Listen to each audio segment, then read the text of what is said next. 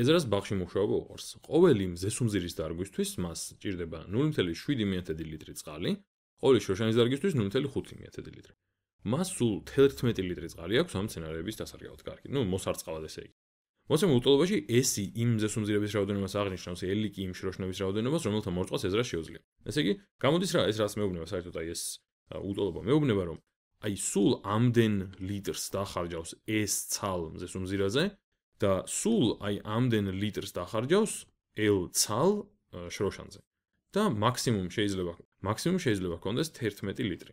ესე იგი 11 litrზე ნაკლები ან 11 ლიტრის ტოლი რაოდენობა წყალი უნდა დახარჯოს. ეზრა 10 შროშანს რგავს, ესე იგი გავიგეთ რომ თურმე L-ი უდრის 10-ს. იმიტომ რომ L-ით აღნიშნული გვაქვს შროშნების რაოდენობა.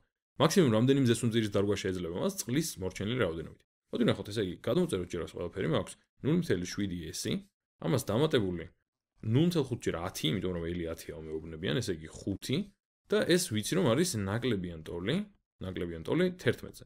კარგი, მოდი ორივე მხარეს გამოვაკლოთ 5, ესე იგი -5 აქ და -5 აქ. მაშინ ეს რა იქნება? ესე იგი, აქეთ ამ მხარეს მექნება უბრალოდ 0. მოიცა იგივე ფერით მირჩევნია. ესე იგი, აქეთ მექნება უბრალოდ 0.7 S-ი, ეს არის თელის რაოდენობა წყლის, რასაც დახარჯავს S ცალ მზესუმზირაზე და -5 აღარ მექნება და აქეთ მექნება 11-5, რაც არის 6-ის ტოლი. ახლა ესე იგი რა გვაქვს? გვაქვს 0.7 S-ი ნაკლებიან ტოლია 6-ზე, მოდი ორივე მხარე გავყოთ 0.7-ზე, მაშინ მექნება რომ S-ი ნაკლებიან ტოლი, სხვა ფერით დავწერე ხა, 6 გაყოფილი 0.7-ზე. და მოდი ეს ვნახოთ რა არის. 6 რომ გავყო 0.7-ზე, ეს არის იგივე, რაც 60 რომ გავყო 7-ზე.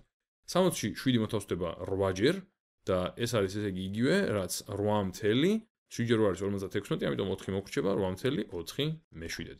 ანუ გამოდის რომ S-ი ნაკლებიან ტოლი, არა, პრინციპში აქ უკვე ტოლობა შემიძლია მივწერო, ანუ S იგივეა რაც 8/4. ანუ S-ი ნაკლებიან ტოლია 8/4-ზე. მაგრამ მე მეკითხებიან მაქსიმუმ რამდენი მზესუმზირის დარგვა შეიძლებოდა, რადგან 9-ს ვერ დარგავს, იმიტომ რომ მაქსიმალური რიცხვი ეს მივიღეთ და 4/7 შროშანსაც ვერ დარგავს, ხო? ამიტომ პასუხი იქნება მაქსიმალური მთელი რიცხვი, რაც არის 8.